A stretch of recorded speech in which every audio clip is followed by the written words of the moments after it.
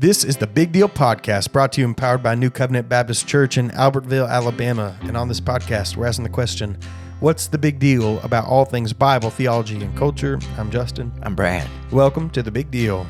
Welcome. Hey, man. Hey. Doing okay? Super duper. Yeah, right on. Cool. Hope you guys, you never ask how I'm doing, by the way. Appreciate it. I hope everyone out there listening is doing good. Justin mad at me today already. Brad is just a chronic little N narcissist. Little What's N. the difference between little N and big N? A diagnosis. Yes. I'm such a... Yeah. What do they call it? You just you like want people to ask about how you're doing, but you never ask how I'm doing. Yeah. I don't care about how you're doing. Exactly. It's a little in narcissism. Yeah. Appreciate it, man. I hope you guys are doing good. We're going through this series on Calvinism and Reformed I hope y'all theology. are too doing good. Yeah, right. I just don't care about it. No, he doesn't. Dude, Don't too. listen to him. I love y'all. We're talking about Calvinism and Reformed theology, and we just spent 5 weeks going through the Speaking tulip. of narcissism, Oh yeah. Yeah. well, some Calvinists seem to not regard the feelings of others very highly. Facts don't care about your feelings. That kind of deal. That's funny. Yeah, the cage stagers, man. Yeah. Are like I'm not sure that's narcissism though. No. That's like What is narcissism? Is where you don't have empathy. no, narcissism True. is self adulation. You know. It's Oh, like it's well, all what's self? no empathy, psychopathy, right? Yeah, something like that. You can't. You don't have feelings. I forget the don't know. difference between sociopathy They're all bad. and yeah. We get our sociopathies mixed up. Yeah. Wait, sociopath is another thing. Exactly. I forget which one. Is it psychopath or sociopath? I forget the... One of them will kill you. The other one will not be able to keep a job. Yeah. I can't remember which one. That's what they... Yeah. Yeah. And No emotional regulation. Narcissism is self-absorption. Yeah. I might not be much, but I'm all I ever think about. Yeah. Somebody told me that one time, and I never forgot it. Not about me. They were talking about themselves. Yeah. And I Sure. thought, They I'm weren't gonna talking about you at all. Yeah. No, they weren't talking about I me. got you worried now. You're like, man, maybe I do. That's the default state of mankind is narcissism. Every time somebody says, oh, that guy's a narcissist, I think everybody is a narcissist, dude. Yeah, only a narcissist would say that. Well, here's the thing. What's the fall about? You're trying to be God. Yeah, it is. And anybody who tries to be God that's not God is a raging narcissist. Yep. Self-love, man. It's problematic. Jesus said you have to love your neighbor as yourself. So if I'm a narcissist, I'm probably at least halfway there. Oh no! I know how to love me. Oh, that's funny though.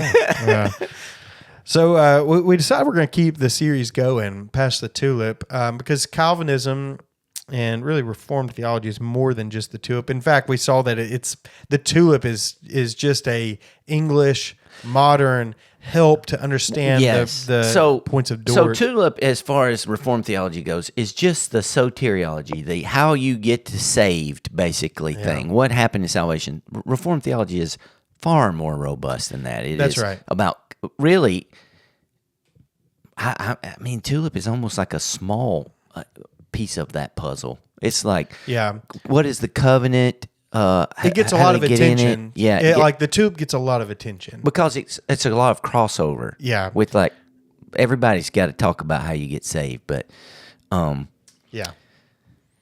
people don't understand that really Reformed theology is covenant theology. Yeah, and it's so some things that you might notice if you ever go to a Reformed church. So our church is like Reformed-ish. We're in the grouping. We have a confession of faith called the New Hampshire Confession. We're the black sheep. We don't have anybody to talk to at the party. We have to hang out at the punch bowl by ourselves. That's why we turn into narcissists. We're the only ones we can talk to. What I mean is... We're not as black sheep as we used to be. No, that's true. Like, you still feel very black sheepy because you went through stuff.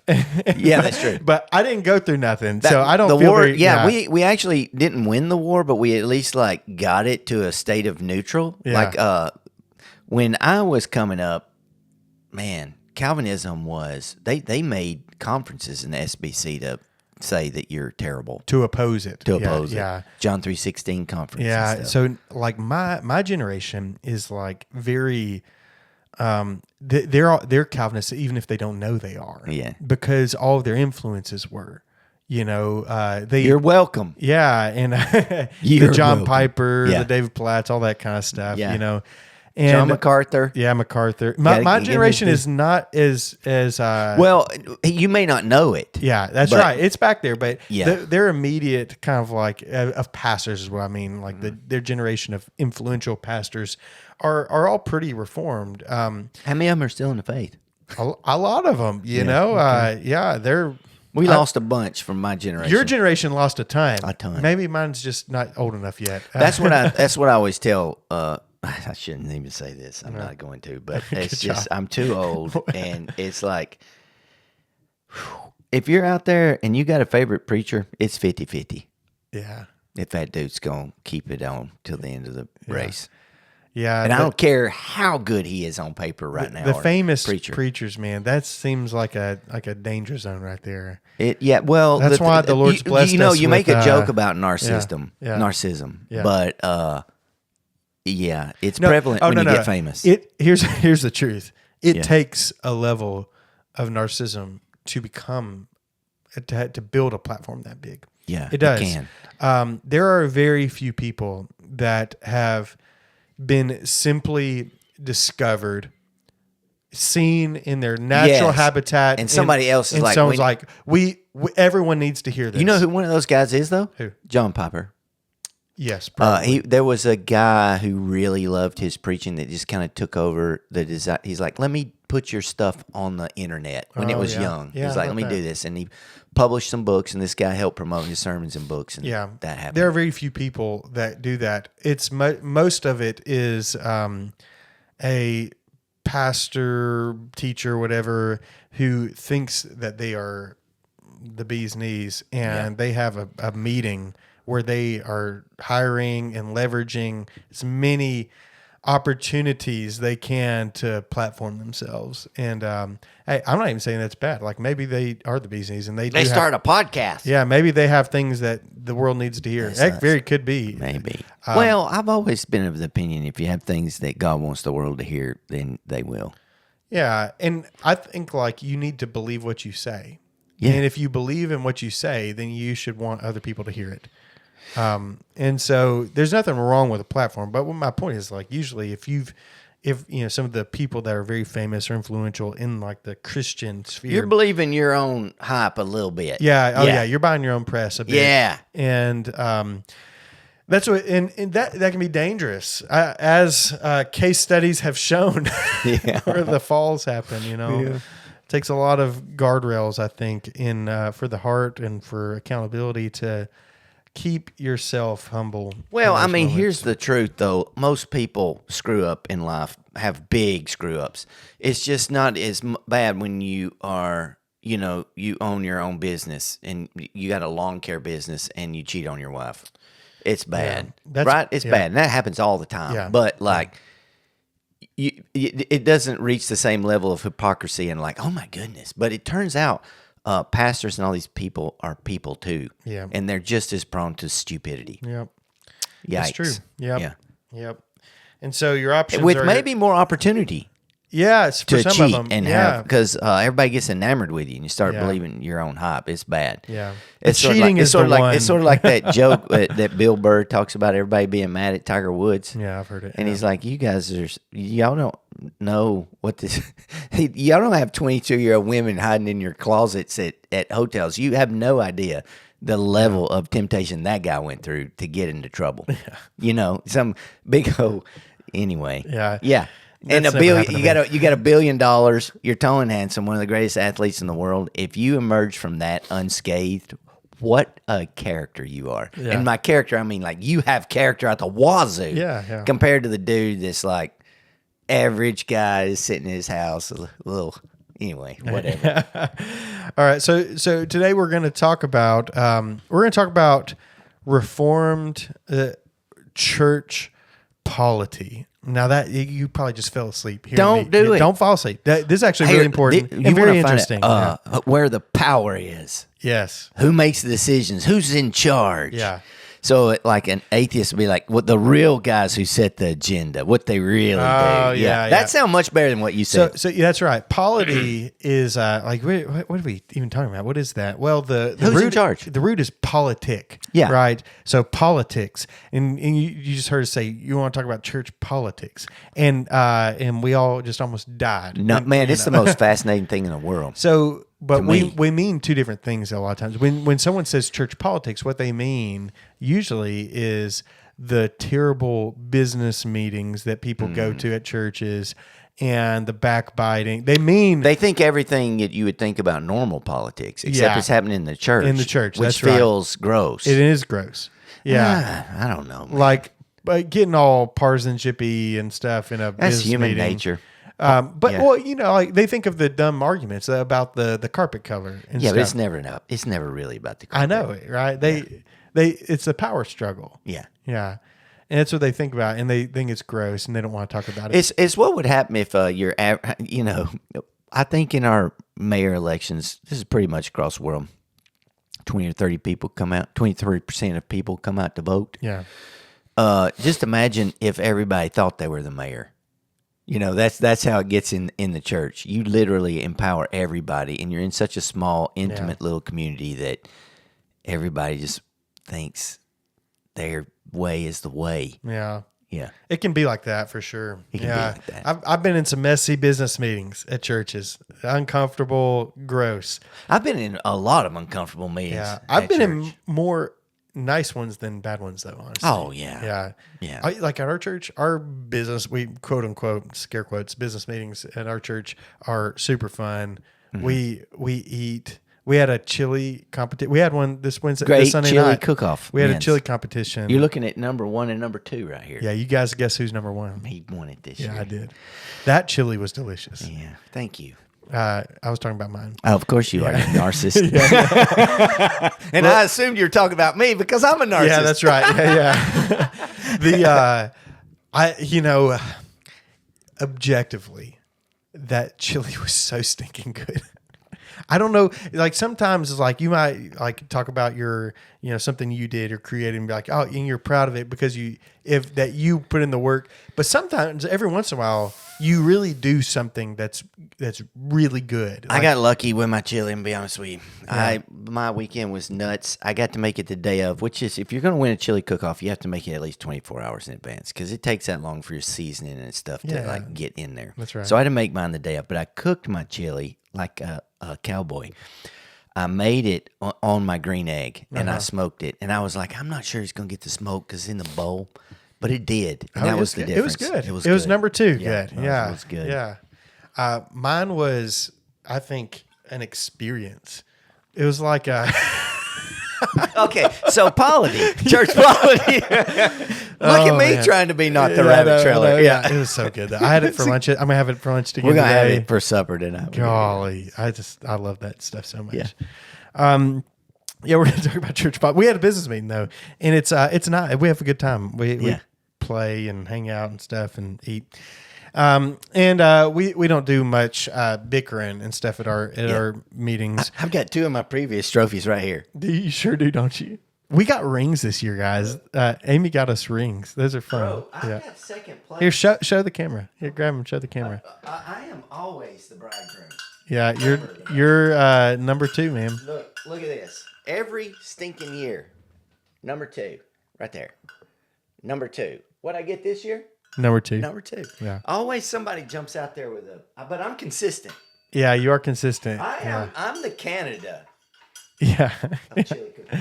Yeah, you're hung up there. Yeah. I'm just gonna do this. There we go. Yeah, there you go. Sound like the cows are coming home. Yeah, I'm the Canada of the chili cook-off. Yeah. 3 years in a row, number 2. Yeah. I like chili. We're going to talk about polity though. So the another way to talk about it is church governance. Like, how is the church governed? Like, who's in charge? And it's like that meme from Guardians of the Galaxy. Which one? The one where he says, "We all know who's in charge." Thor says that. Oh yeah. And he goes, "Yes, It's me, right? And he goes, of course. Yeah. Of course. Yeah. Star-Lord. Yeah. Chris Pratt. Yeah, Chris Pratt goes, it's me, right? And he goes, of course. course. Yeah. Of course. Thor's telling him he's in Yeah. charge. You know, someone has to be responsible, right? In Somebody the got to church. get in trouble. And people, man, so the people have all sorts of answers for this, you know, and who's going to be responsible, who's in charge.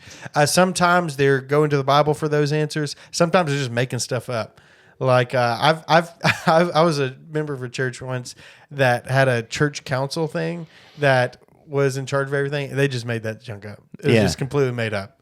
Yeah. And I've been to other churches where they lived and died on what the Bible said about church governance. I've been to other churches that thought they were, but weren't. Like they thought it was all biblical, but it wasn't. So, And there's a difference between being in charge and having influence. that's right. Yeah, responsibility and influence are There's different. powers behind the throne. Yeah, Even, yeah.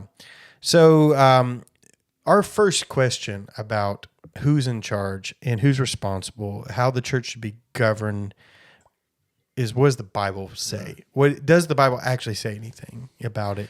It does. It does. Yeah. But it's not maybe as clear as everybody might like to pretend it is. I will tell you this. If you want to know how this is, all right, you can argue with me about it.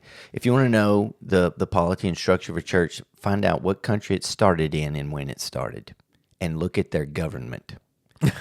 And that church will reflect that. Yeah. It's very related. Very related. Yeah. Yep. Their expectations on accountability, on authority are going to, How someone gets into authority. yeah, it's going to mirror their culture a bit. Yep.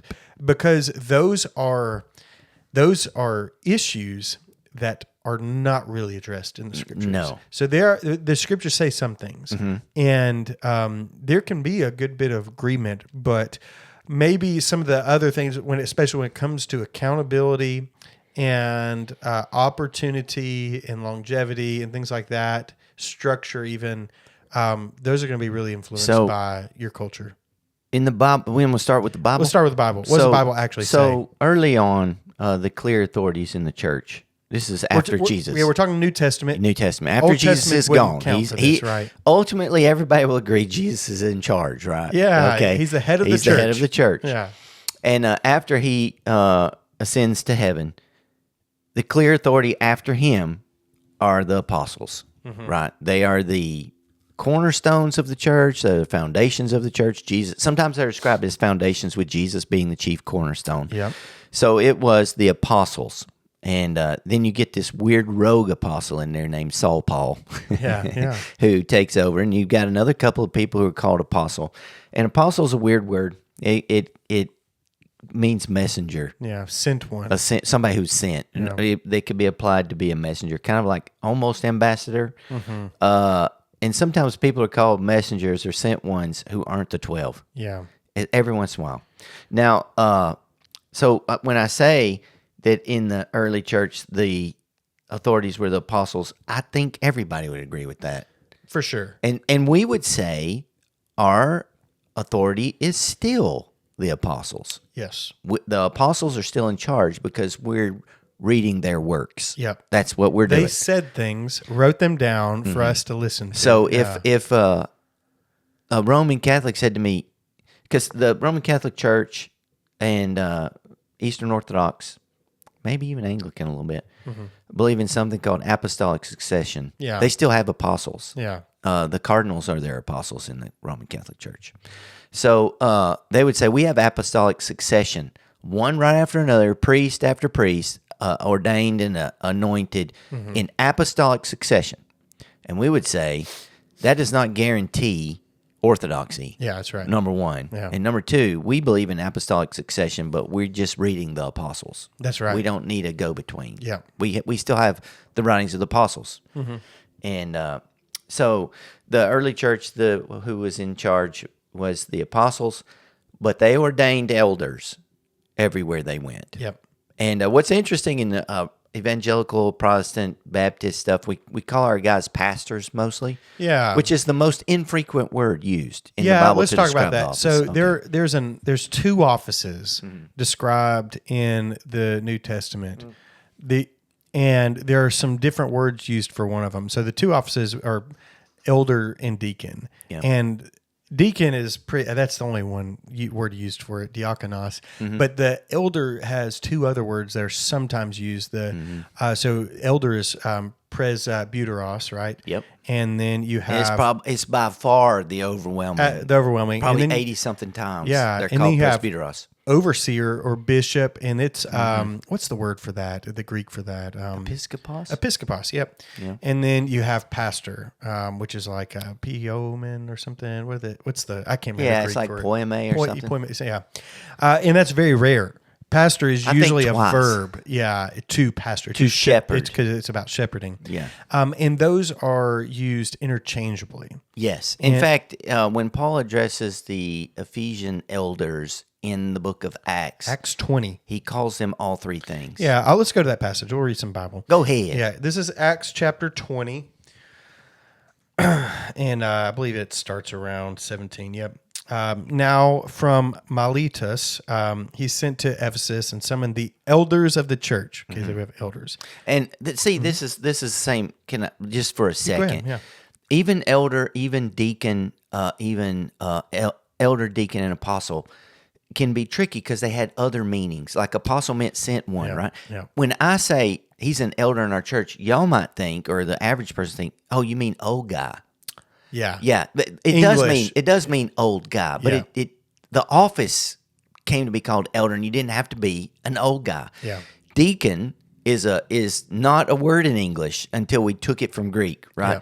And it simply meant slave or servant. Yeah. Yeah, so they were servants of the church. Yeah. And that became the name of the office. Yeah. So if you were speaking Greek, you would be, oh, that guy is the slave of the church. He's one of our slaves. We'll talk about or deacon servant. for a Yeah. minute because it's a little maybe more, there's more to it than slave / servant. Yeah. And but you what I'm saying is that it is a functional word. It became an office. Yeah, that's right.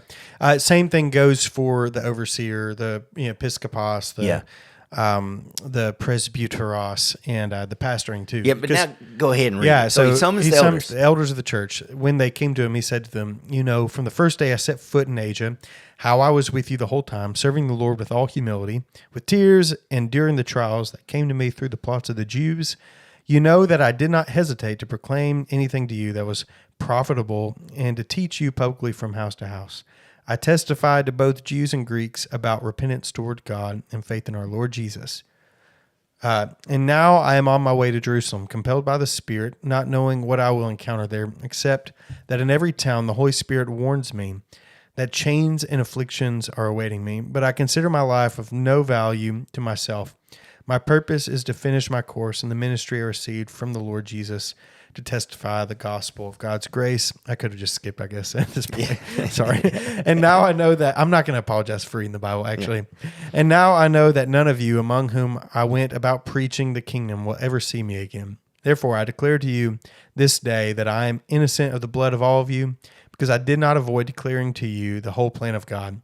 Be on guard for yourselves and for all the flock of which the Holy Spirit has appointed you as overseers. Mm-hmm. That's the episcopos, right? Mm-hmm. Or bishop, your translation might say. So be on guard for yourselves and for all the flock of which the Holy Spirit has appointed you as overseers to shepherd the church of God. Yep. Yeah, which is pastor, yes. to pastor the church of God. That's the word there. So he summons the elders, calls them overseers or bishops, and tells them to pastor. Yep. It's the same word. It's the same concept. And it's used interchangeably. I don't know why. It's used interchangeably. I think elder is the more title. Yeah. Overseer is kind of about what you do also. It helps us understand the job. It does. So elder, you need to have somebody mature. Maturity. Yeah. Overseer, they're in charge. Yep. Pastor, their job is to shepherd people and to guide the flock and help them. That's right. And so that's that way. And then in 1 Timothy 3, you get some instruction on what is expected of elders, right? And Except it doesn't say elder. it uses overseer here. Overseer. But in the Titus passage, I think it is elder, Yeah. isn't it? Yeah. So it's very similar in Titus. Is that one? Yeah, you point elders. He tells them. Yeah. Is it Titus 1? Or is it? Maybe 2. I'll have to open my Bible up. Man. Let's get there. Yeah, it's in chapter 1. It says in verse 6, chapter 1, verse 6, an elder must be blameless, the husband of one wife, and faithful children who are not accused of wildness or rebellion, as an overseer of God's house. There it is, mixed in again. And when you're in Timothy, 1 Timothy 3, it's just overseer, right? This saying is trustworthy. If anyone aspires to be an overseer, the episkopos, he desires a noble work. Mm-hmm. An overseer, therefore, must be above reproach. And so we have some like character things, okay? Yeah. Above reproach, husband of one wife, self-controlled, sensible, respectable, hospitable, able to teach, not an excessive drinker, not a bully but gentle, not quarrelsome, not greedy. He must manage his own household competently and have his children under control with all dignity. If anyone does not know how to manage his own household, how will he take care of God's church? He must not be a new convert, or he might be conceited and incur the same condemnation as the devil. Furthermore, he must have a good reputation among outsiders so that he does not fall into disgrace in the devil's trap. So that's elder, overseer, pastors, right? Yeah, there's so much in that. It's a very dense passage. Yeah. Because the 2 words for desire are different words. We've got that's a good point. when he says blameless or above reproach. I understand it as if they had our punctuation, it would be a colon, and the qualifications are not exhaustive. No. He's just saying in general these are things you should look for. Yeah, that's right. And they're not mean. It's the point is wisdom, not a checklist. Yeah. Like but if you had issues with Yeah. this, like if you're a drunkard, well, that well, is on here. One of the know. things it's used to beat people up is a husband of one wife. Oh, but yeah. but they didn't have words for husband and wife. That's right. It is a man of one woman. Yeah, a one woman man. Yeah, that's the Greek. How it Can you be works. divorced and be a one woman man? Is the question. Yeah. And so Sometimes, yeah. Yeah. Yeah. I always like to give this example when we talk about leadership. You got a guy who's 18 and he gets his girlfriend pregnant, and he takes her to the abortion clinic and they kill their child. Yeah. Same scenario. A kid, is that guy qualified to be an elder later? Yeah. Okay, because abortion's not in this list. Then you have another guy who's 18. He gets his girlfriend pregnant and he marries her. And of course, they're 18 and they're idiots. And they try to raise this kid themselves. They last about 2 or 3 years and they divorce. And he takes care of his child. He is a good co-parent. They just incompatible young teenagers. Then he marries somebody when he's 25. Yeah. And he's been married to her for 25 years. Yeah. Which guy do you prefer as your elder?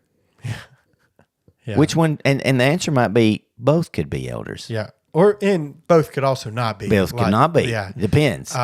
But the funny thing you point out there is like if you're looking at this as exhaustive, Yeah. child murder, you're fine with that. Oh yeah. But not even a good correct divorce, right? A spiritually. Sometimes people just leave. Yeah, You can't do nothing That's about right. it. People just leave, or or they were cheating or something. Yeah. And so it's not exhaustive. It's talking about being a one woman man. Yeah, that's why I said he's been married to his second wife for 20 years. Yeah, exactly. I mean, come on. Yeah. How much? What do you want from this guy? Yeah, that's right. He you could actually trace it back and say, he did some stupid stuff. Mm-hmm. He tried to do the right thing. Yeah. The other guy, he killed his child. Yeah. That's right. I mean, I think he could get repentant of it Yeah. and wind up being an elder one day. Yeah. But it's going to be a while. Yeah. It's going to be some stuff we need to talk about. Maybe. For sure. But if a church said no, sorry, That's fine. that's fine. Yep. It's really up to the church. Yeah, that's right. And so let's talk about the desire thing. Yeah, again. Okay, so he desires noble work. So, or anyone aspires. Okay, if anyone aspires to be an overseer, he desires a noble work. That's a funny thing, right? Because a lot of times in our circles, like desire and aspirations are usually not. They're almost negative. Actually, they're presented as negative. If You're some kind of narcissist. yeah. If you want to be a pastor, if you want to. That's actually the first qualification. It is the first You have qualification. to want to do the job. Yeah. And what people want to do in this false humility in kind of our circles, and if you're from the South, you will know this. Yep. They have to have a testimony of how they've ran from God, and they didn't want to be preaching. God called me to preach, and I run from the call for a bunch of years. And I don't know why he turned into a big redneck, but that's how it is. I ran from the call. When people start that, I want to say, hey, you don't have to do this. Yeah. If you don't want to do it, don't do it. God ain't calling you if you don't want to do it. Yeah. That's not how it works. Yeah. In fact, it doesn't say anything about call in this whole passage. There's no calling in this. No. Do you want the job? Yeah. Okay, if you want the job, here's the resume you have to have. Yeah, that's And the right. church has to agree. What's the passage in Peter? And also this word for desire is not like, I want to do it. Sometimes can be translated lust. It's like a deep, it is longing for this It's thing. a longing for Yeah. it. And the passage in Peter is the one. It's a warning to the elders to not do it out of what's the word? Compulsion. Compulsion. Yeah. Like you got to want to do this. Yeah. And I only want elders that want to do the job. Yeah. Like a man. If you don't want to do it, you're disqualified. You're disqualified. Yeah. You got to No want to shame. do it. No. Yeah. I mean, maybe you don't have time right now. I or something. 100% get it. Yeah, 100%. Yeah. Every Monday, I'm almost disqualified. Yeah, I love it though. I'm glad I have. I this love it. Today opportunity. is Tuesday. Yeah, it's Tuesday now. Yeah. So aspiration and desire is a big part of this. You have to want to do it, and that's I think you got to is like there's like a false humility. Now sometimes people talk about the run from the call or whatever that they feel they don't have they're using the vocabulary that they're acquainted with. And they might say something, they might say, I ran from the call of God. And they might mean, I wanted to do it, but I was afraid. Yeah. Or I wasn't sure if I was right for it or if I was ready or something. I had imposter syndrome. Imposter syndrome. Or I want to do it, but I also want to make this money or do this thing for my family, and they're like kind of at war with their desires. That's different. I know people use that language for that, but you're really not like, you shouldn't spiritualize it in the way that God was like Trying to get you to preach, you and you're to like, do it. I don't want to. Yeah. Because I think it can be pretty manipulative, like that you're here because God is 100% behind you, and everything you do is because God wants it to be done, right? That's where that leads. Anytime anybody leads with their call or their whatever, and it turns to be about them, regardless if it's testimony or what, their magnificent conversion and all these things, it makes me it's a little sus. A little sus, yeah. Yep. I'm like, it ain't about you, really, or me. Yep. And but the biggest part of the call is, do you want to do it? And the second, does the church recognize you've got the tools to do it? Yeah. Do you have these things? Yeah. You cannot call yourself to ministry. The church calls you. That's right. That's the funny thing. And by the way, that's across the board. That's true. That's every single church I know of. Now, they don't talk like that though. So I remember a couple years ago, right when I was preparing to come here, I was looking for a job. I was leaving seminary. I was looking for a job. I talked to a lot of churches about their pastoral roles, and almost every one of those discussions, they would ask me, "So tell me about your calling. Tell me about." Oh yeah, it's on the list. Yeah, like, tell me about your calling.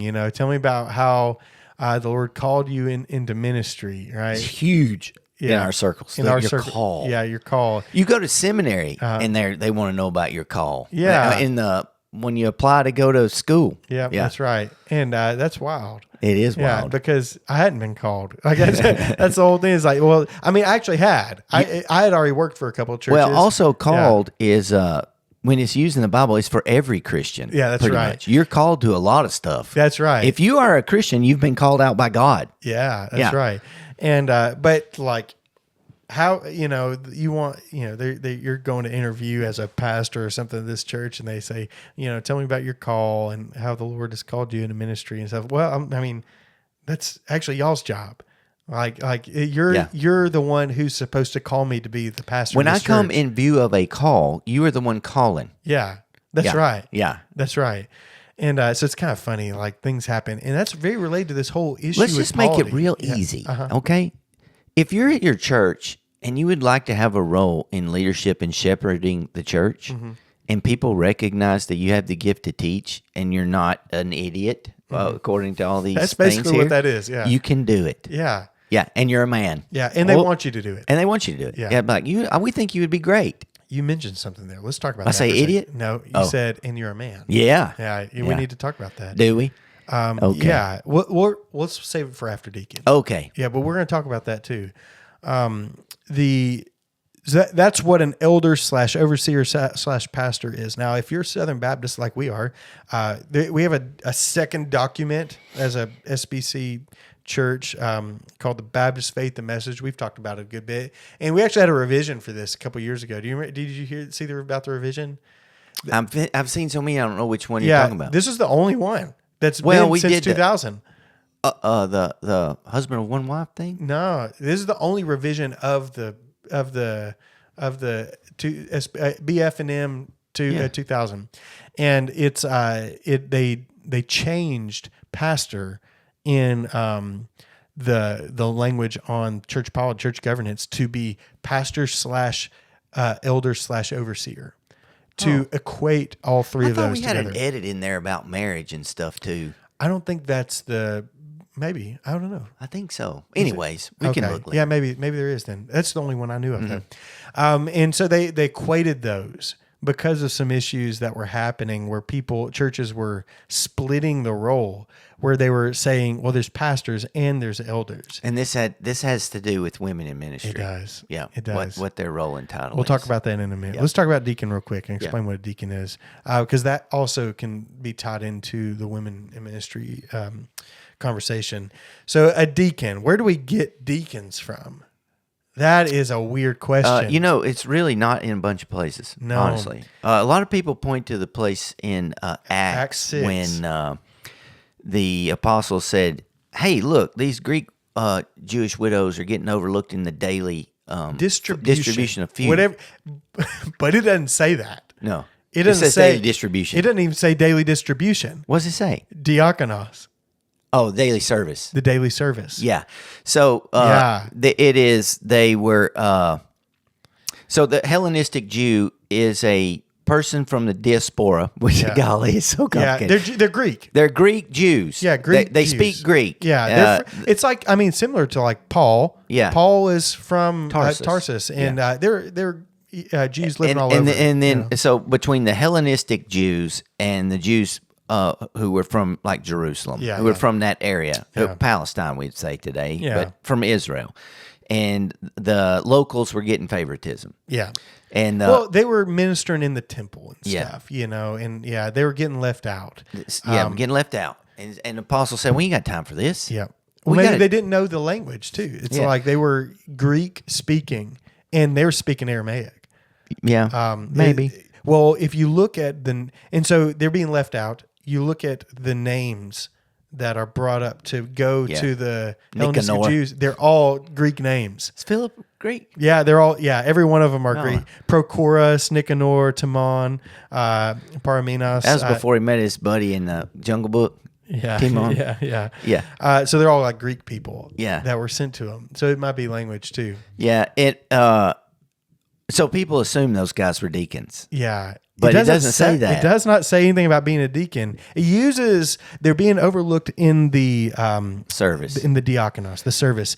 Now the funny thing is, what does service mean? Yeah. What does diakonos mean? It's normally assumed I should say diakonai. Yeah, quit messing it up because that's a little different. So there are rules about widows in the Bible. Yeah. They got to be over a certain age. Mm-hmm. They got to have no kids. Basically, nobody left to take care of them.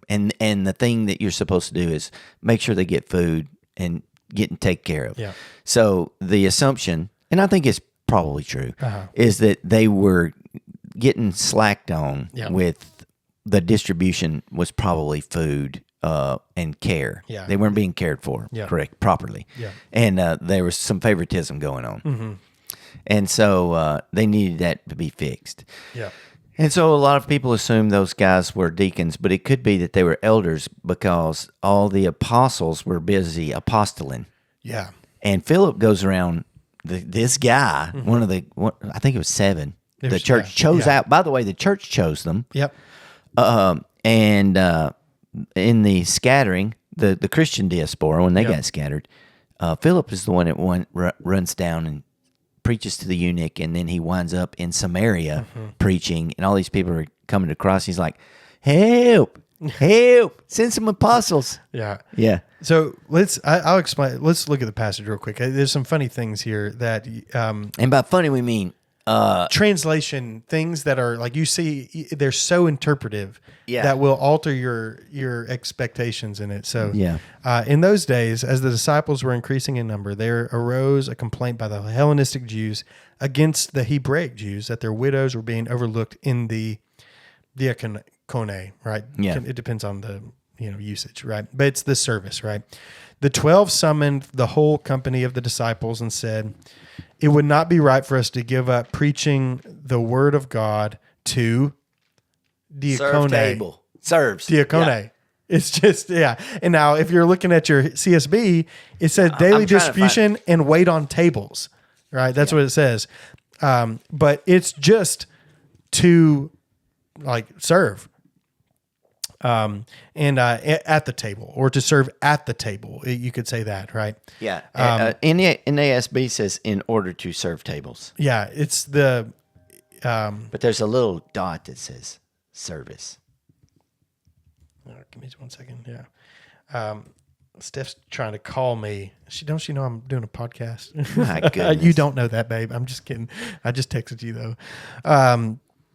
So there. It would not be right for us to give up preaching the word of God to serve tables, to do the ministry of diaconés, right?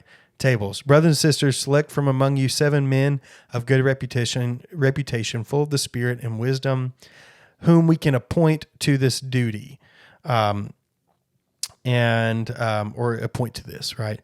But we will devote ourselves to prayer and to the diakonos, right? Of the word. Yeah, the ministry of the word. But it's funny, right? So you've got the same word here translated ministry and serve tables. Yeah, and then look and see what happens, okay? This proposal pleased the whole company. So they chose Stephen, a man full of faith in the Holy Spirit, and Philip, Prochorus, Nicanor, Timon, Parmenas, and Nicholas, a convert from Antioch. They had them stand before the apostles, who prayed and laid hands on them. So the word of God spread. The disciples in Jerusalem increased greatly in number, and a large group of priests became obedient to the faith. Yep, and Stephen is our first martyr. Yeah, right after this, he gets, and he's a preacher. Yeah, I know it. So the funny thing about using this passage to talk about deacons and is how you want to define the job deacon based on it will greatly affect how you translate these words. Yeah. And that is redactionary. That's anachronistic, right? If you just take the word diakonos and just think of it as the ministry, right? Which they literally applied to themselves as apostles. As apostles. They're doing the ministry. And the results of this change of structure in the ministry is that the gospel spreads, right? So it's probably the role of deacon then was, if this is about deacons, it's probably not just material things. It's probably preaching as part of it. I think it's 60% chance these guys were the first elders. It could be just elders. Yeah, and then when the elders got out there, they appointed Greek elders. They did. Yeah, and Philip could have been Jewish because it is, I think, a Jewish name. But most of these, even and they take pains to say this guy was a proselyte of Antioch. Yeah, yeah. So Antioch was huge in the first century, by the way. Yeah, yeah. So these could just be the first elders and not the deacons at all. They're all doing the ministry. It's a nascent church. I mean, it's brand new. It's a baby church. Yeah. Well, all we know is after this, there just starts being deacons around. Well, the other thing is, But all you see these guys do after this, you never hear about them waiting tables. You just see them preaching. They're preaching everywhere. Yeah. Yeah. These Philip preaching. Stephen preaching. It doesn't just say preaching. It says not arguing, but he's arguing. He's debating. With people about Jesus being the Messiah, and they kill him. Yeah. So verse 8, now Stephen, full of grace and power, was performing great wonders and signs among the people. That's not what you expect out of Deacon Tom. I would love that. Yeah. I would love if our deacon started doing that. Yeah, that's right. That'd be great. And so he starts debating. They're arguing with him. And they were not able to stand up against the wisdom and the spirit by whom he was speaking, right? So these, man, I like the NASB says they were unable to cope. And I think that word's coming here, and they weren't coping, man. I'm about 60 to 70% that these were actually just elders. Proto-elders. They're the first elders. They're established in Jerusalem. Yeah. All this to say, there's not a lot about deacons in here. They just kind of show up. They do. Until 1 Timothy 3. Yep. And so let's go look at that passage. Right after the passage we read about elders / overseers, let's look at 1 Timothy 3. It has some things to say about deacons. This is the same word they're using. It's best translated into English because deacon is a transliteration from Greek into English.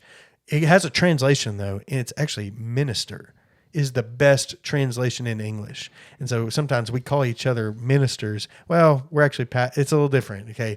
But that's the best translation. It says deacons or ministers likewise should be worthy of respect, not hypocritical, not drinking a lot of wine, not greedy for money, holding the mystery of the faith with a clear conscience. They must also be tested first. If they prove blameless, then they can serve as deacons. Wives, likewise, should be worthy of respect, not slanderers, self-controlled, faithful in everything. Deacons are to be the husbands of one wife, managing their children and their households competently. For those who have served well as deacons acquire a good standing for themselves and great boldness in the faith that is in Christ Jesus. Very similar to the pastoral ones, character qualifications. Yeah, there's some pretty important differences. The biggest one is about teaching. Able to teach is the one for an elder, and there isn't a teaching qualification for the deacons. Now, that's not anything about proclamation ministry. Like if Act 6 is about is about deacons, right? If these were deacons, that's preaching. Okay, that's the normal kind of thing that all Christians are expected to do, to tell people the gospel. The teaching seems to be a bit more about like doctrine and the boundaries and things like that. So that's one of the big ones is the deal about teaching. What other ones you're looking at? Not much. So your translation said in verse 11. Read that again. Verse 11. It says, yeah, you're going there. Are we ready for that? Why not? All right, it's you time. Read it. Yeah. Well, I didn't know if you want to talk about other things first because it's just. It just says it says wives, and it's tricky. It looks like it's talking about maybe deacons' wives, which would be unusual because the wives of the elders, overseers, were not mentioned in the qualification list. It doesn't say elders' wives likewise, and so. Like I said, they didn't have a word for wives. You said in Greek, in Koine Greek, that's my woman. Yeah. And everybody understood. You can say that in English, right? Yeah. But in Greek, that meant that's my wife. Yeah. And so out of the blue, it says wives or women. Yeah. Wives is a bit of an interpretation. Yes, it is an interpretation. It says women. The NASB says women must likewise be dignified, not malicious gossip, but temperate and faithful in all things. And what's interesting, like I said, in the overseer passage, when it has all these delineations about what a overseer should look like, nowhere does it say how their wives should behave. No. So why all of a sudden out of nowhere does it say this is how deacons' wives should behave? Yeah. And so a lot of traditions say, well, it's not saying that. It's saying if you have a woman deacon, that it's saying deaconess, or women. If a woman is going to be a deacon, this is how she should be. Yep. And the early church had them sometimes. Yep. So all right. So what we're doing is we're branching off into the conversation about women in ministry, because it's directly related to church governance, responsibility, elders, and deacons. The most common, probably, question in the modern day about church governance is in the evangelical world. Evangelical. Exactly. Is about women in ministry. Yeah. Can women be elders? Can women be elders and deacons? Right. Not just elders, because the debate is also about deacons too, independent on where you are. Yeah. Man, it's it don't go away. It don't. No matter how many times we say it. No, and we are, and it's because something we mentioned very much earlier is how much polity in church is formed around your culture, your cultural setting. Because in America, it's equal opportunity, man. Women can be anything, anything a man can be, CEO, your senators, whatever, all those things, right? And so there's this expectation that when in the church, it would mirror that. However, the Bible actually does say some things about this, and we got to follow that. So, what you tell, what is going on with women in ministry in the first century? In the first century, yeah, in the Bible is what I mean. In the Bible, yeah. We don't see any women elders in the New Testament. No. Every single time there's an elder, there are no women apostles. Yeah. Jesus chose the 12. And it was not Christ capitulating the culture. And when the Apostle Paul talks about it, he talks about it in terms of created order and responsibility. With elders? With speaking in the church and teaching. Yeah, he says, I do not permit a woman to teach. That's 1 Timothy chapter 2. Yeah, I do not permit a woman. Let's go there. I'll start in verse 8. This is right before the instructions about the qualifications. For the overseer. For the overseer elder, right? Yes. Therefore, I want the men in every place to pray, lifting up holy hands without anger or argument. Also, the women are to dress themselves in modest clothing with decency, good sense, not with elaborate hairstyles, gold, pearls, or expensive apparel, but with good works, as is proper for women who profess to worship God. A woman is to learn quietly with full submission. I do not allow a woman to teach or to have authority over a man. Instead, she is to remain quiet. For Adam was formed first, then Eve. And Adam was not deceived, but the woman was deceived and transgressed. But she will be saved through childbearing if they continue in faith, love, and holiness with good sense. Right? A lot of stuff there. I think there's some women that would in the church that would kill Paul if he got up and said that now. Can you imagine? Yeah. Yeah. And there's a lot there that needs to be talked about. Yeah. Its own podcast and sermon, probably. I don't think we've ever talked about it on a podcast. No, never. Yeah. This is the first time we've really touched polity, I think. Yeah. Yeah, he tells a woman not to teach or exercise authority over a man, but because of the created order. Adam was made first. Yeah. And they got to learn quietly with full submission. What does that mean, dude? Well, we're about to find out. So in chapter 3, when he starts talking about that the overseer has to be able to teach, and you already said it, that this teaching is not just Jesus is Lord, but handling the orthodoxy and division between right teaching and heresy, and having authority over the church. Not that she's got to be quiet all the time. This seems to be like in the church. And in Corinthians, he has moments where women can speak. Mm-hmm. He tells them that if they want to pray and they want to prophesy in church, they don't have to be quiet all the time. But what do they have to do in that passage? Oh, they got to cover their hair. They have to wear a head cover to demonstrate that they're under authority. Yeah. And so, wow, what a thing we've tossed. That's what I say, we evangelicals. Yeah. And so, or as a whole, right? And so, and you asked me, this started, what was going on in the first century? Men were elders, men were pastors, men were apostles, and women served the church as deacons. Yep. Phoebe's called a deacon, I think. Yep. And they were doing all kinds of stuff in the early church. They were teaching people. Yep. With their husband. Yeah. Was Apollos, who became a pillar of the early church. Yeah. What's the two people? Ananias. No, not them. One of them's name is Ananias. Okay. And him and his wife. Aquila and Priscilla. Aquila and Priscilla. Yeah, that's it. Aquila and Priscilla. Yeah.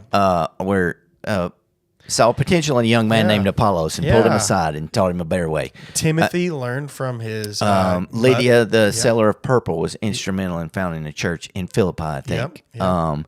She was hosting pretty much Sabbath school at her house because they didn't have the required number of Jewish men to have a synagogue, is the speculation. Yeah. You had to have so many to form a synagogue.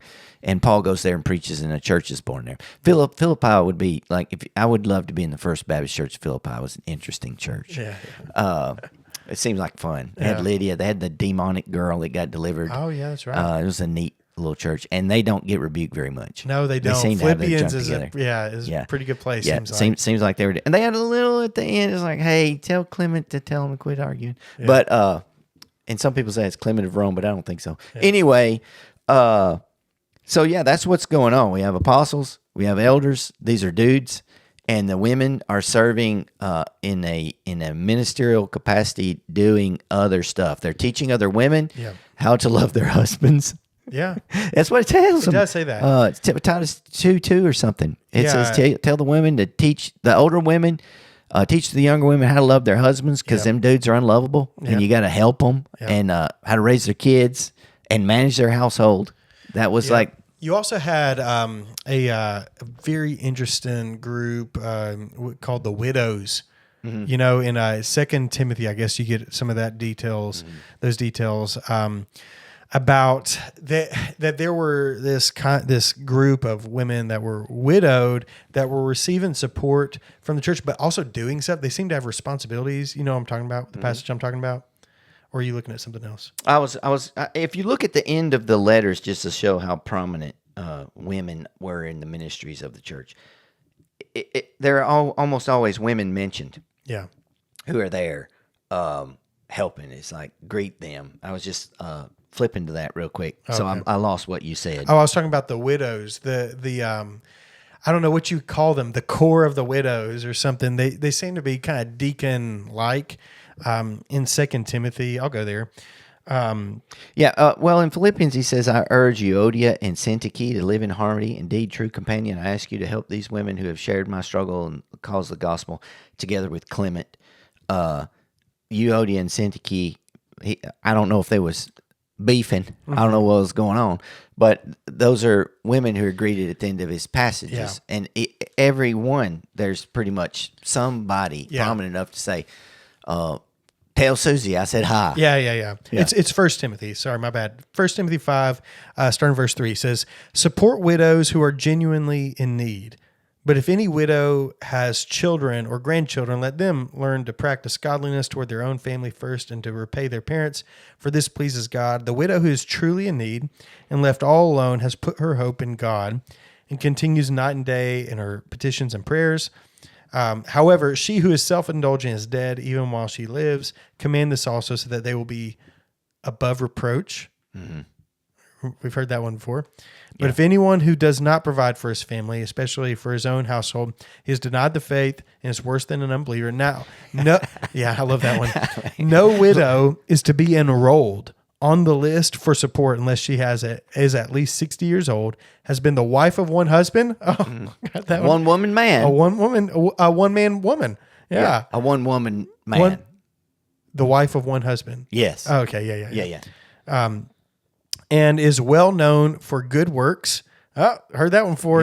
Yeah. That is, if she has brought up children, shown hospitality, heard that one, washed the saints' feet, helped the afflicted, and devoted herself to every good work, but refused to enroll younger widows, for when they are drawn away from Christ by desire, they want to marry, and will therefore receive condemnation because they have renounced their original pledge.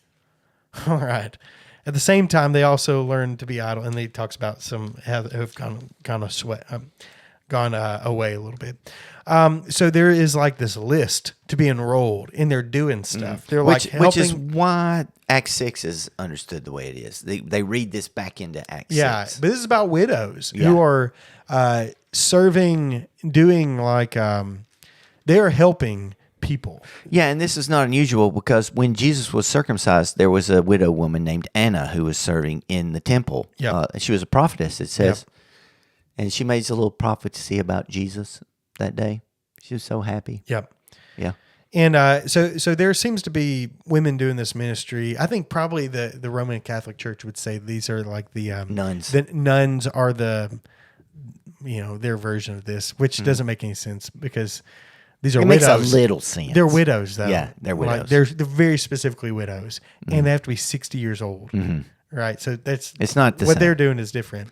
It makes sense Paul, in the sense he that says, it don't does. do it. It for looks young. like they were taking some kind of vow Yeah. as a church widow. In order to receive this sustenance, they make a vow that they're going to serve the church and the Lord. Yep. And Paul says if they're under 60, they're going to get excited about a dude. Yep. And they're going to want to get remarried, and they can't do whatever it is they said they were going to do because they're That's going to right. get married. You Yeah. don't have to worry about the hubby at that. Yeah. So they're making a pledge, a vow, and that's ministry. Okay. They're doing this ministry. So let's talk about the spectrum of women in ministry. The kind of like played out, like, what does this look like now practically? What is the Bible, how's the Bible influence what we do now, right? Does that make sense? We can do that? Yeah. So there's two terms that are used in theology to talk about the role of women in ministry, and it's egalitarianism and complementarianism. Yeah. And so the egalitarianism says, the most full egalitarianism is that there is no difference in opportunity or responsibility for women. Anything and men. a man, any office, anything at all, Yeah. a woman can do it. A woman can do it. Yeah. That's egalitarianism. Yeah. And the other side is complementarianism. And it would say that there are different kinds of complementarianism. The furthest would say that all roles in the church are limited All to men. offices. All offices are limited to men. Yeah. And then there's like some complementarians would say just the office of elder is limited to men. And the office of deacon is, free, obviously, reading that passage or whatever. Yeah. And so you have those views there. Right? Does it make sense? Does Yeah. that feel like that fleshed it out? I think that's good. So there are different denominations that kind of hang out in different areas of that, right? So the mainline denominations, the American mainlines, the United Methodist Church, the Episcopal Church, the Presbyterian Church USA, Lutheran, I guess of America. I don't know. Yeah, I can't remember. They're all Not the Missouri Synod. not Everybody the, else. Yeah, everyone. They're egalitarian denominations. Yeah. They ordain, among other things. They ordain women to serve as pastors, priests, or whatever. And then more generally conservative evangelical is the way it's usually spoken about. Are usually more complementary. Except in the more charismatic churches. Yeah, that's true. That is true. Pentecostal church is egalitarian. Yeah, they are. Yeah, it's only kind of because they have levels that they've made up for. They have a hierarchy. Yeah. They have a hierarchy. They usually separate between the office of elder and pastor. Yeah. Oh, really? Yeah. I didn't know about that. Yeah. Well, Go ahead. Yeah. So, my rule of thumb, Uh-huh. and just my Catholic friends cheer, if I have any, and Orthodox, anything that the church agreed together about for the past 2,000 years, across Christendom, up until like 1950 and everything got weird. Yeah. If you had 1,950 years agreement on an issue, and in the last 50 years we've discovered that the Bible is stupid in that area, or that the church had been wrong for 1,950 years, Yeah. I'm highly suspect about that change. Yeah. Me too. Highly suspect. And that goes, and it's not a long list. No, it's not. It's yeah. Nicene Creed stuff, it's meat on Sunday stuff, and it's dudes ought to be pastor stuff. Yeah.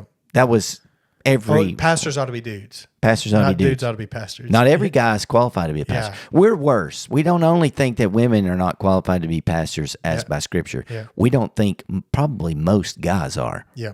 Because they don't want to, for one thing. They don't want for a to. second, they don't meet the qualifications. Yep.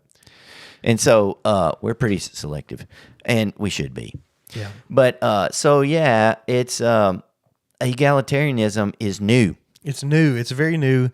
And there are different kinds of egalitarians. There are egalitarians that look at the New Testament and they say, yeah, Paul was wrong.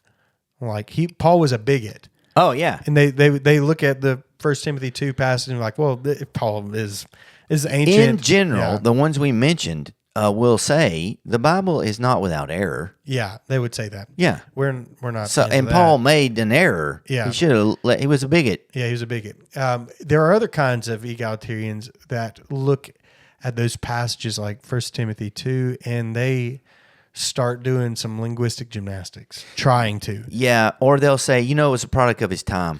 Or the women weren't educated then. They'll say, they'll try to dig up some cultural things to try to explain it away. Or change what head means. Yeah, I know. That's the goofiest thing. Yeah, the source. Christ is the head of the church and a man is the head of the woman. It's like, well, what it means is the source. It's like, what? How does that even help, dude? Yeah, I'm not sure it does. So here's what I want to say for sure. Yeah. Since we've already offended everyone or somebody. This has nothing to do with competency. Yeah. This has nothing to do with intelligence. It has nothing to do with a woman being even a worse teacher. She might be better. It has nothing to do with that. It is rooted in creative order. Yep. And how God has ordained things. Jesus came as a man. Yep.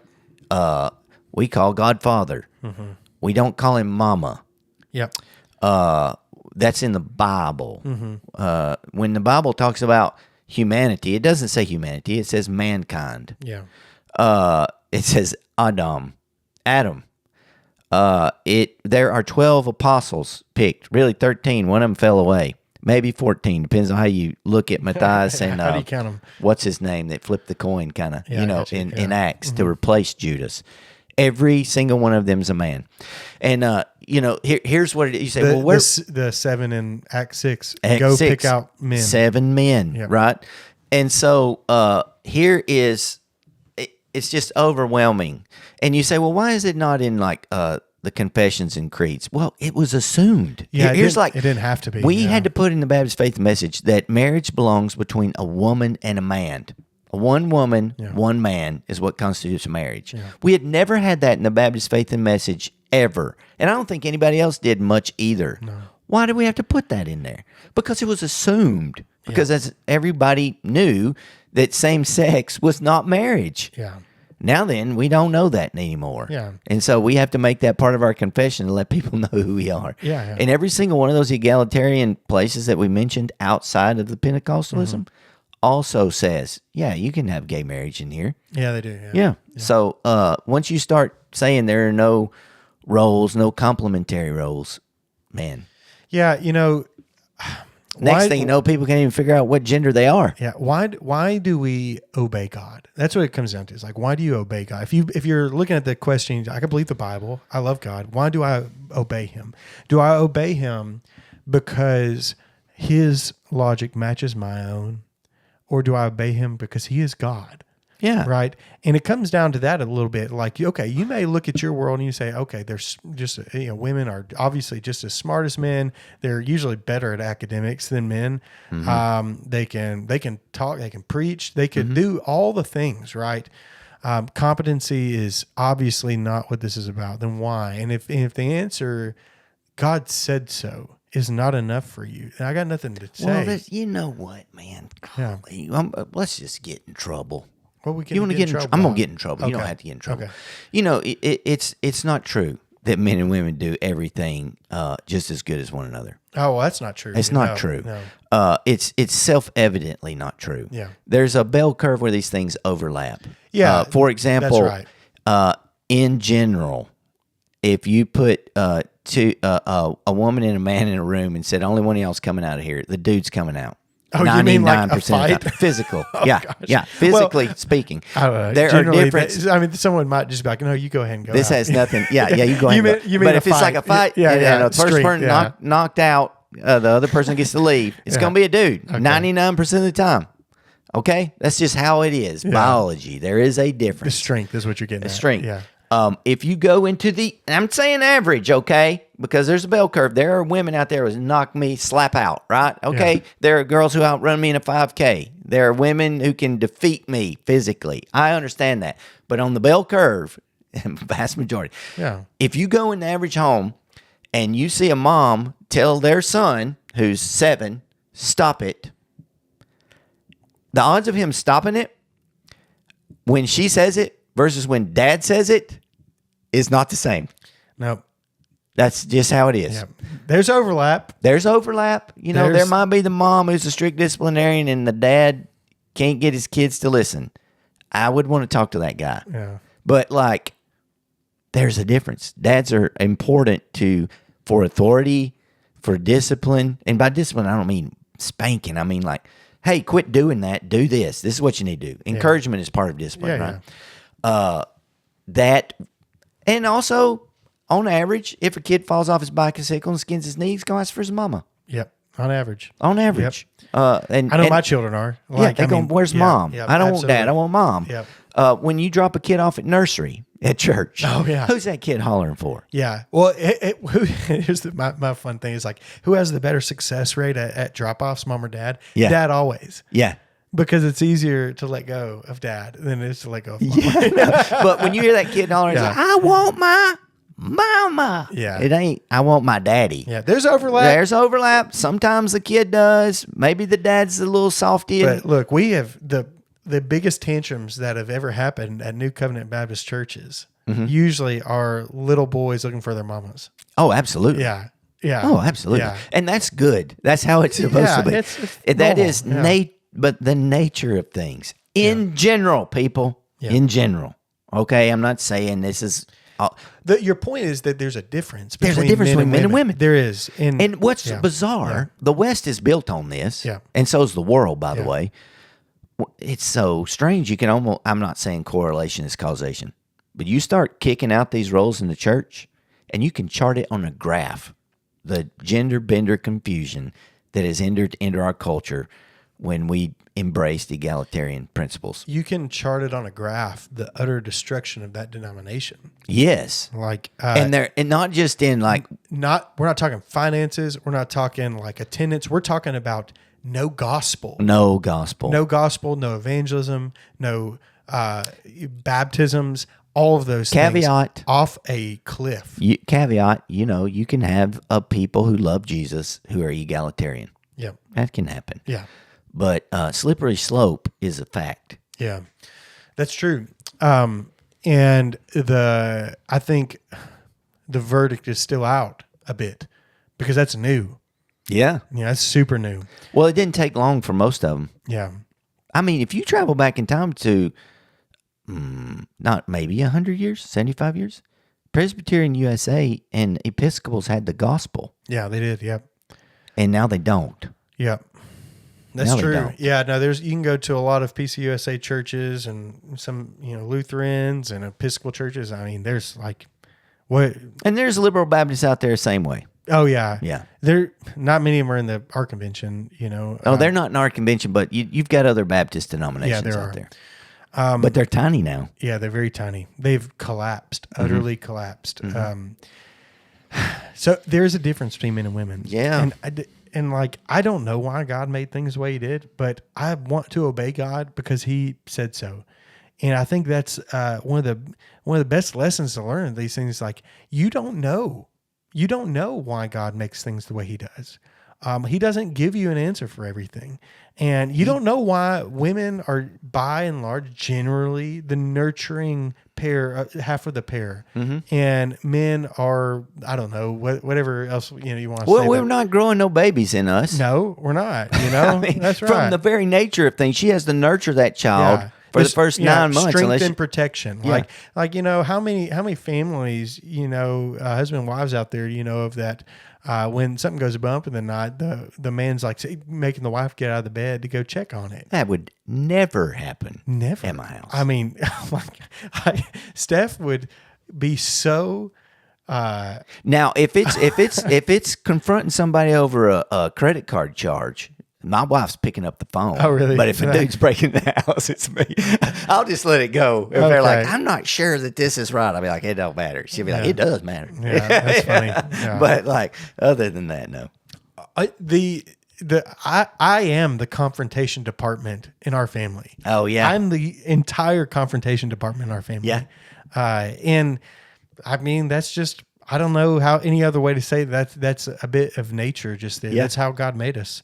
There are overlap. That's okay. And it's okay if you find yourself in the overlap where, and like you feel like you're working off nature. It doesn't really change what happens in the church though.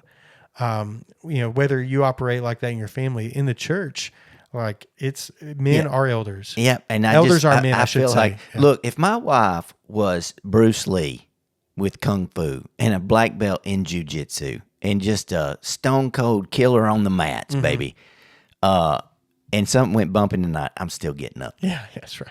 I'm not sending her out there. Yeah. Ain't no way. And I would just, I can't even fathom it. Yeah. Letting my wife go in harm's way for my sake. Yeah. Never. And so, part of that might be what's going on with why the Lord wants elders to be men. Maybe you'll get to ask him one day. Well, I mean, he made Adam first, and then he made Eve, and It comes down to responsibility. and probably. we're not saying one gender or sex is better than the other. That's not what I'm saying. And, They're when both I say necessary. responsible, I don't mean the ability to be responsible. No. It's just the nature, God's nature, who if he somebody makes responsible. Who's gonna get the whooping? Who does God make responsible? Yes. Yeah, that's what I mean by that. And when you look at the story of Adam and Eve, and how that is brought up in the scriptures, look at Romans 5. Who's responsible for the Adam. sin? It was Eve that sinned first, though. Yeah, but Adam was held responsible. Adam's the one who is held responsible. So the Lord makes the men responsible. That's how he operates. That's how he He made this doesn't world call operate. Jesus the second Eve. Nope. And it's not just first century culture. No. Because God doesn't care about first century culture in the sense that he's going to just capitulate to culture to get his message across. Yeah, and Jesus, any argument out there that Jesus was just talking to the people of his time, like you don't understand what you're reading in the New Testament. No. Jesus was overthrowing stuff left and right. He was overthrowing stuff about women left and right in the New Testament. Here's the thing. The reason you say that is because you now live in Jesus' world. You and do. what he says That's is right. normative. That's right. He's changed it so much you don't even know what it was like. Yeah, that's exactly right. And so if Jesus it wasn't a step, it wasn't like a step too far to set for him if he wanted to say women and men can be elders. It wasn't. If you live in Western culture, you live in Jesus' world. I'm just telling you. I mean, it's not perfect. It ain't perfect. You shouldn't say it's not but perfect. Like how you understand men and women in government, why we think that people are equal, equality period is based in the image of God teaching of the Bible. Yeah. The reason that everybody gets to vote, regardless of race, regardless of money, regardless of whether or not you have land. Yeah. This is biblical principles. Yeah. We are endowed by our Creator with certain inalienable rights. I mean, that is Bible stuff. Yeah, that's right. All right, so that's women in ministry. That's what the Bible says about it. Yeah, we didn't really get into polity as much. We're going to keep on going. We're not done. Yeah. Oh, okay. Yeah, we're gonna keep on rolling. It's not too bad. We got probably, I would say, 15, 20 more minutes that we can do. Let's talk about, when it comes to polity, we've talked about who can be part of the polity. Let's talk about how we got where we are. Like, what is the polity? Like, what does an Baptist? Yeah, well, we can start with ourselves. Okay. But the part of that is the journey of like how we got here, though, because what do you mean when you say Baptist? Because right now in the SBC, probably I'd say 75% of Southern Baptist churches are single pastor-led churches / deacon, really deacon-led churches with a pastor, right? That's probably 75%. And 25% are elder-led, and that 25% is growing a lot. Yeah, elder-led, congregationally ruled. Yeah. Oh, yeah, that's right. I should say both groups would say congregational. Both groups would say that. We're congregationalists. Yeah. It's very important. Yeah, that is. Yeah. Distinction. So, yeah, Baptists in general are congregationalists in the sense that we would all say that the priesthood of believers is something that's a equality before God, distinctive of Baptists. Yeah, equality before God. That the Spirit speaks us through His church. Yeah. And so we vote on things as an expression of that, Yes, right? the congregation votes. Congregation votes on things. So a congregation would vote to like call a pastor, right? Or fire him. Or, you know. Buy a piece of land. We do this Paint for a church. money, you know, like where's the source of wisdom in the church on what you should do? Well, it's in the Holy Spirit, the Spirit of wisdom, and that is indwelling this church, right? And so the church votes about those things. Now the duties and responsibilities are probably where you have the difference, because the kind of standard Southern Baptist Church has a body of deacons that are making decisions. Yeah, they're acting as elders. They are, and that's the funny thing, right? Yeah. They're actually acting as elders. I was at a church, years ago that was there was a pastor, and then there was a team of pastors. There was like a youth pastor and a music pastor and a education pastor and all this kind of stuff. And then there were these deacons, and the deacons were in charge. The deacons held the pastor accountable. Where did that come from? Because that's not what we're really seeing there, right? In the New Testament, we're seeing a body of elders. I'll tell you where it came from. Okay. Long time ago. Like a galaxy far away? Yeah, 100 years ago or better. Okay. Maybe more. There just weren't that many pastors. My grandfather, growing up, was a member of a church. Baptist pastors, you mean? Yeah. Even Methodist, too. They had some called circuit riders. Yeah. And the pastor was not there every Sunday because he had more than one church. And they literally rode around on horses to get. We're talking about the frontier here. Frontier here. So you've got when my grandfather, when he was just a kid, it changed when he was little.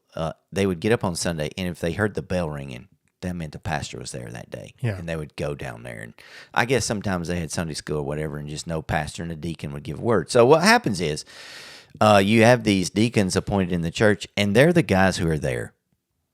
And the pastors are kind of transient. They become these hired guys. They get hired and fired by the church.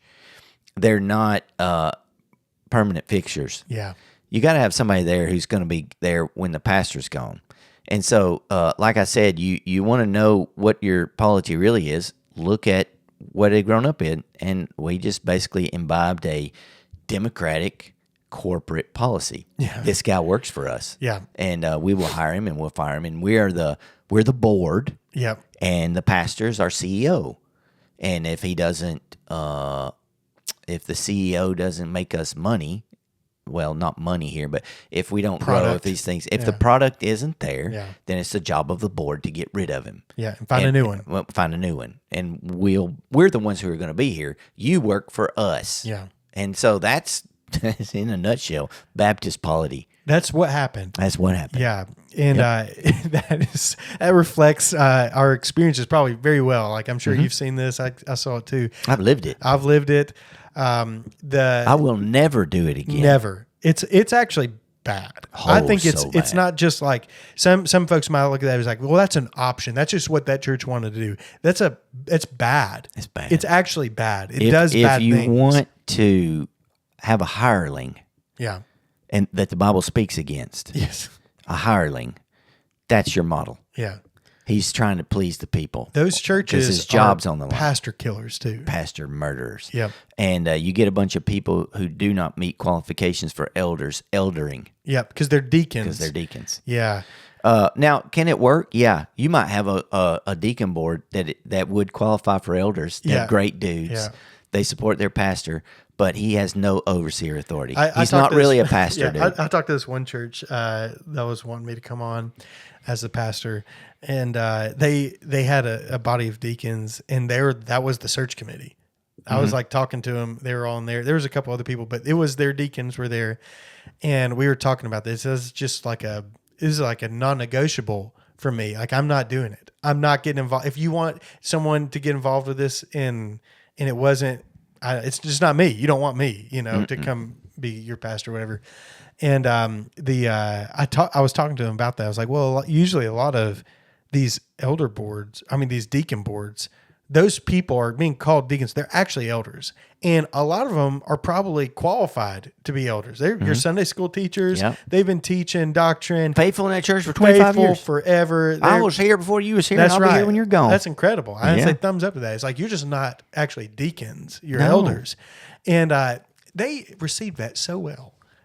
I was so blown away. I talked to several of them, and the other ones did not receive that well. Or actually, they didn't even have a conversation about it. They just said, well, we're not one for us.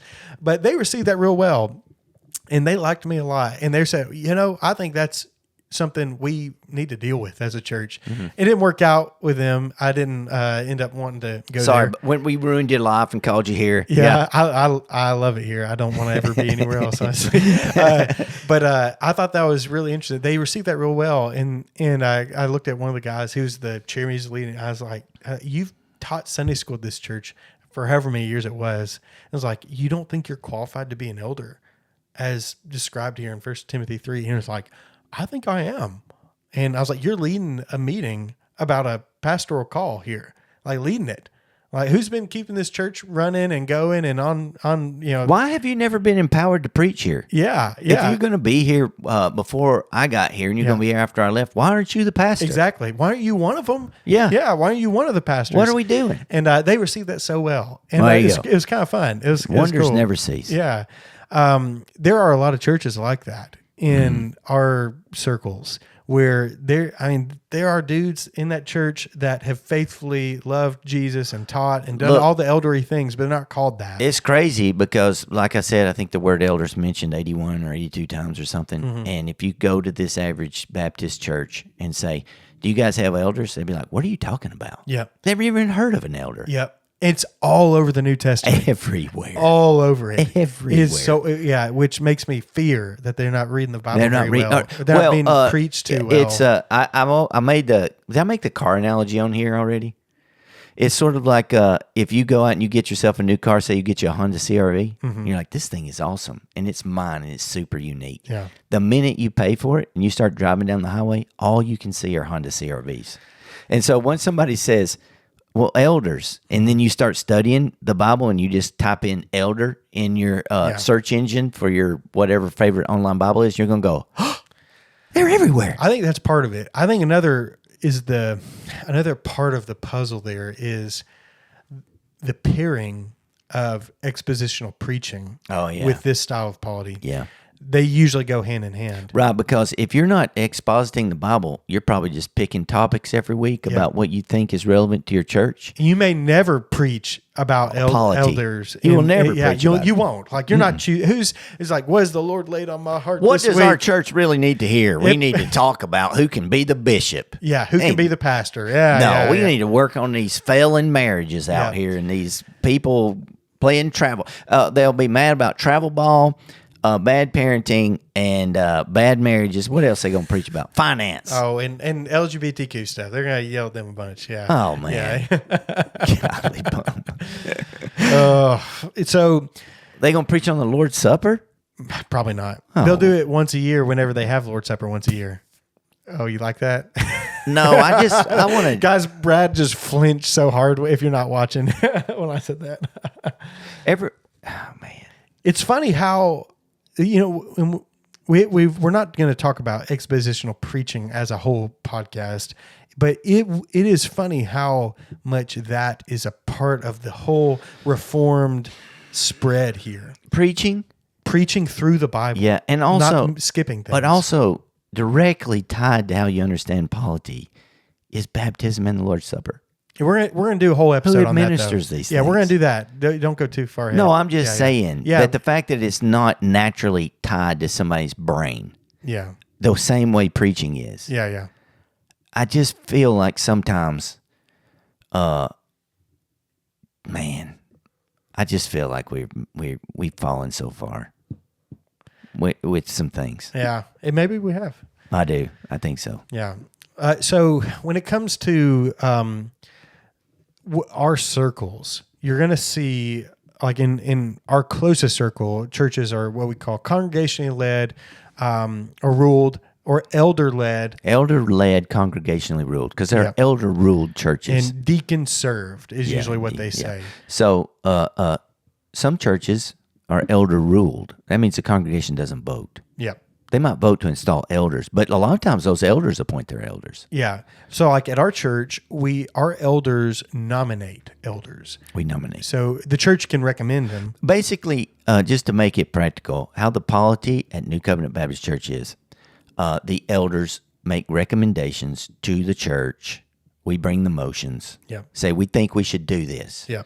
And if it's a big decision, the church gets like 2 weeks to think about it. Yeah. And then they come back and we have a vote. The congregation does not make motions in the sense that somebody can't just pop up and say, I think we need to buy this land and build this thing. Yeah. They could pop up and say that, and we'd say, okay, the elders are going to talk about that. Yep. And we'll come back with a recommendation. Yeah. And we come back, and if they don't like it, they can say, no, we don't like it. Go talk about it some more. If that started happening a lot, you probably need to get rid of your elders. You got a real problem. Yeah. If your church, because the church has appointed the elders to oversee the church, not rule it. Yeah. And so we give everything to the church, and they say yay or nay. Yeah. And almost every single time, except once, I think, it's always been yes. Yeah. In the history of New Covenant. Yeah. I mean, that means you're probably doing a years. good job, you know? Well, I mean, we got to go home and be with our wives and everybody. Yeah. That's how we figure out how. So at our church too, all elders are pastors. Yes. Pastors are elders. We agree that those words mean the same. Even though it's like pulling teeth to get them guys to preach. Yeah. Sometimes I'm looking at you, elders. But me and Brad are the main teachers. We do get paid. Yeah, like we're the staff elders, you could say. Like we work here and we put we do a disproportionately larger amount of the teaching. Although our elders do a lot of teaching, they do a great job, and we're very proud of them. We do the most of it. Like when it comes to Sunday morning preaching, like that's our duties. Yeah. Bigger things that require teaching, we do that kind of stuff. Some churches, they have elders, and the pastors are not elders. Isn't that That's weird? true. Presbyterian churches have it. I'm thinking PCA. Maybe USA. I don't know. I don't know how They do have it divided into teaching elders and administrative elders. Ruling elders. Ruling elders. Governing elders. Ruling Governing. elders. One of those two, yeah. I think it's ruling elder. Where do y'all get that in the Bible? Yeah, they made that up. What in the world? What are y'all doing I think they split overseer and elder. Also, they're not congregationally ruled, really. Congregation has the opportunity to do some stuff, but they get to select a pastor, though. they do, but Yeah. kind of. They can't get rid of him, though. Yeah, is that right? Not so easy. Yeah. Because they have a presbyteros. They have elders. They got elders above them. The presbytery. Yeah, they have the presbytery, the synod, or whatever. Yeah, the synod of elders. And yeah. So, in some ways, that's good because those other elders can say, "This guy at you." Nobody can fire me except my church. That's right. And that can be a problem in Baptist churches. It can be a problem. It can be a blessing. Yeah. It goes both ways because sometimes churches are off the deep end. They don't even know it. I don't know. Like pastors are bad. They're doing awful junk. And the whole denomination just has to look at them and be like, I don't know what they're doing. Well, in Southern Baptist world, there's nobody at the Southern Baptist Convention that can tell any other Southern Baptist church what to do. That's right. Yeah. All they can say is, guys, we're not cooperating with y'all anymore. Yep. So just you're not going to get a vote. That's kind of a at new our thing. convention. Like, no, we've been doing that a while. But like that we have a committee now on the credentialing committee and all that kind of stuff. Yeah, we had to get used to people when they quit being Southern Baptistic in their theology, they would just leave. They would just leave. They would just leave. Now they want to hang around and change the denomination. Yeah, and it's that's a problem. just so annoying. Yeah. It's so annoying. Now in the 80s, which was before your time, but It during was. mine, we had a massive conservative resurgence, and we started drifting. The Southern Baptist Church was headed towards Liberalism. like straight on, full on, like the Bible is erred, right? There were lots of people yeah, teaching that in our seminaries. Yeah. And there was a conservative takeover. Yeah. And not all those were good dudes. No. But some of them were. Yeah. And God used it. And wow. Yeah. What man, it's sort of like gosh, who was I reading about today? Not Galileo, not Aristotle. It was Newton. Was it Newton? Who was it that thought he could make gold out of lead? That's Isaac Newton. It was Isaac Newton. Yep. Dude was brilliant. Yep. Changed physics as we know Yep. it, made Aristotle look like a dummy, made Galileo look like a dummy, and was convinced he could turn gold from lead, and wonder died if- because he was eating mercury. Is that why he died? Yes. Yeah. He was like, what do they call that? And starts with alchemy. Yeah, he was an He was alchemist. trying to. Yeah, So he had figure all this brilliance, man. Like for real, brilliant man. Hey, Changed the course. You of actually can turn gold into lead, or Lead into gold? It goes one direction. Yeah, you can. Well, It takes. are you eating mercury, brother? Nope. Oh, okay. It takes basically like a nuclear reaction. I mean, Aristotle was brilliant, and he Everything thought. goes down, loses electrons, and Yeah. will turn into hydrogen. Eventually. But Aristotle thought the Earth was center of the solar system. Yeah, that's right. Yeah. Galileo got that stuff right. Yeah. But it was What was your point about this? that you can have people who have brilliance. Oh, yeah. But at the I got same you, time, yeah. say dumb stuff. Okay, that's right. funny. That's what everybody does. Yeah. When I die, everybody thinks I'm totally brilliant now, like they did Galileo. Yeah, they do, buddy. Yeah, they do. Everybody thinks I'm brilliant. But in 100 years, they'll look back and go, that guy was an idiot. Yeah. Yeah. I Maybe- do that to myself every 6 months. Oh, yeah. Oh. So, I thought that was pretty.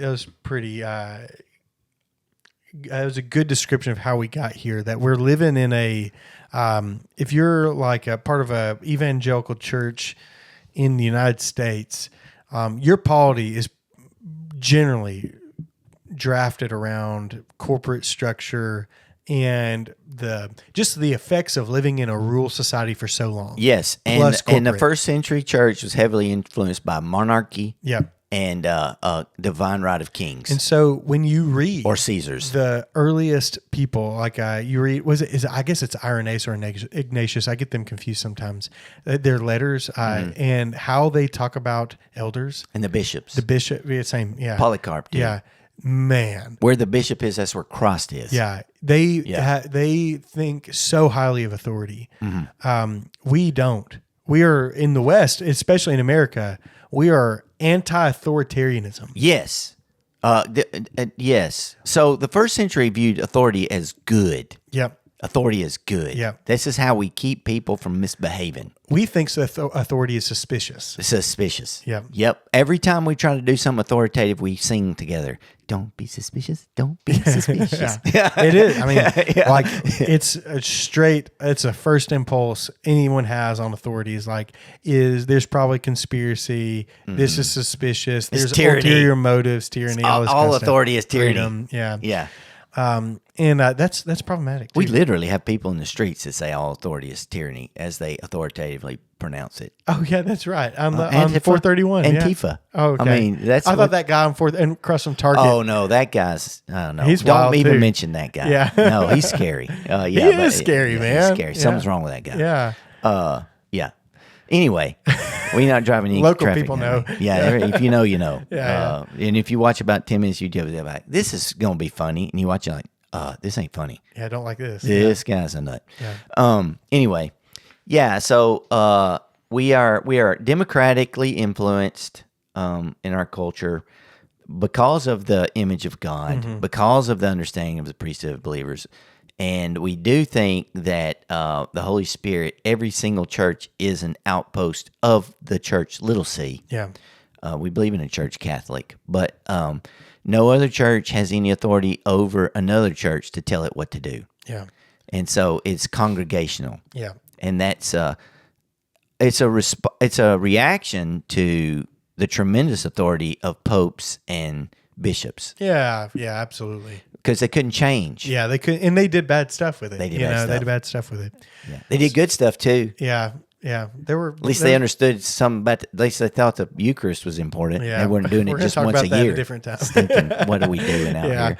So that is what the Bible says about church polity, and also thusly the kind of the Reformed position. The Reformed position is we're just doing what the Bible says. We're not going to try and make anything up, and we do that the best we can. Yeah, we fail sometimes. Yeah, but I will say this: that I've served churches on the entire spectrum of what can be counted as Baptist polity, and the closer it is aligned to this, the healthier it is, man. This is the elder-led congregationally ruled. Yeah, absolutely. And what I mean by health is like, marking all the boxes of healthy church, when it comes to evangelism, it comes to prayer, worship, preaching, it comes to like community, joy, the fruits of the Spirit, all of those things. It works better.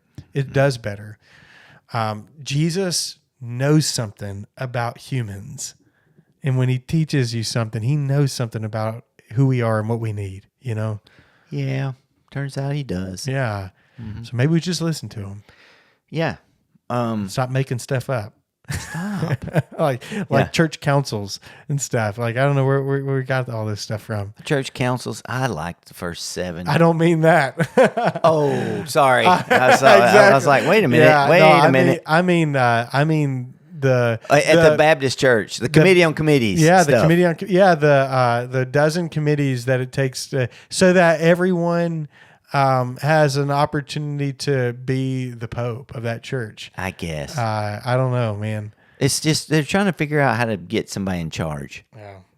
So it's so crazy because it's just, I don't know, man. Yeah.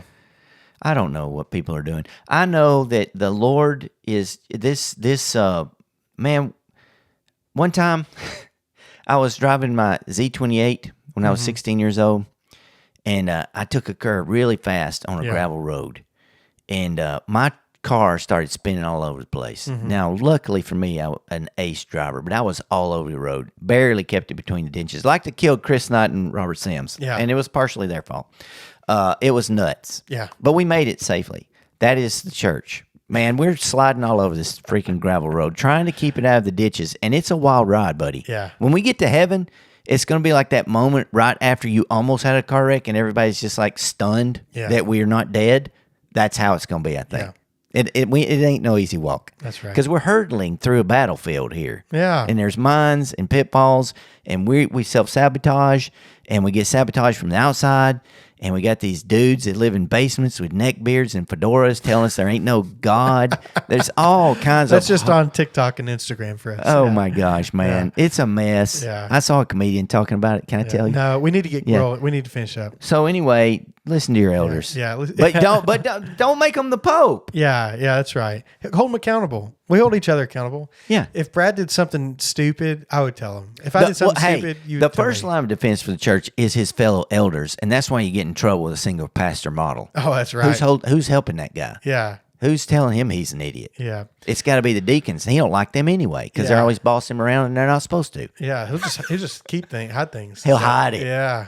Yeah. Ew.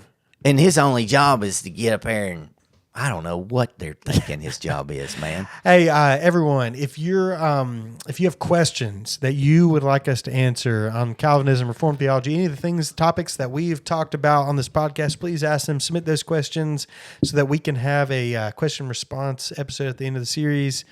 Be thinking about them. You can submit those direct message on Instagram, TikTok, Facebook, YouTube, all those platforms. Send us a letter in the mail. Yeah, you better hurry though. Yeah, don't do that. We don't ever check our mail. Yeah, we do. Actually, For we bills. don't check the mail. Check it. Angela checks the mail. Yeah, she's the deaconess of mail. I'm just kidding, Angela. She is like a deaconess at our church. 100%. Yeah, 100%. She's our women's ministry. They made us move our mailbox to our great dismay. They did. It's the dumbest thing. The post office is so goofy sometimes.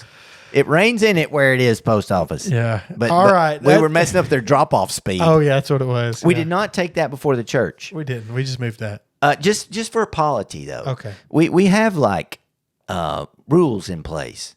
Like if it's part of your budget, you don't need permission to spend it. The church already voted on Yeah. that, right? Yeah. So spend your money, children's ministers out there, youth pastors. You don't have to have permission to spend your own money. You spent all my money. I did.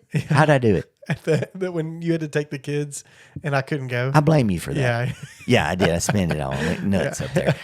And where was we? Where were we? You went to Gatlinburg. I thought it was Gallenberg. Yeah. I had a moment of worry. It was that I 1 wasn't. month ago. Yeah. Well, I was in the woods. I didn't remember. It was a blur. It was last minute. It was very last minute. Yeah, it was very last minute. We were in the hospital. Yeah. So yeah, I was happy to spend your money. Yeah. If it's over, I think our bylaws. I have to read it again. I don't think we have a number in ours. Well, we had it. Well, it's not the bylaws. There was another thing we had. Anyway, it was supposed to be like anything over $500 that's not in the budget. You got to talk about it. Oh yeah. Nobody cares, but Yeah. there should be a number. Yeah, it probably should be a number. But at some point, it's like, hey, we should tell the church we need to buy this table or whatever it is you got to do. Let's wrap it up. All right. Hey, thank you guys so much for listening to the podcast. We'll be back next time. I think we're going to talk about Lord's Supper and baptism and stuff next time. I can't wait for that. I know you're so excited. You should have just chosen that to talk about this time because you're like on the edge of your seat about that. Well, I mean, they're directly tied. Well, don't worry about it I today. know. It's not for today, Brad. It's not for today. All right. We'll see y'all next week. We on the Big love Deal you. I do Podcast. love you. I'm not that narcissistic. Yeah, sure you are.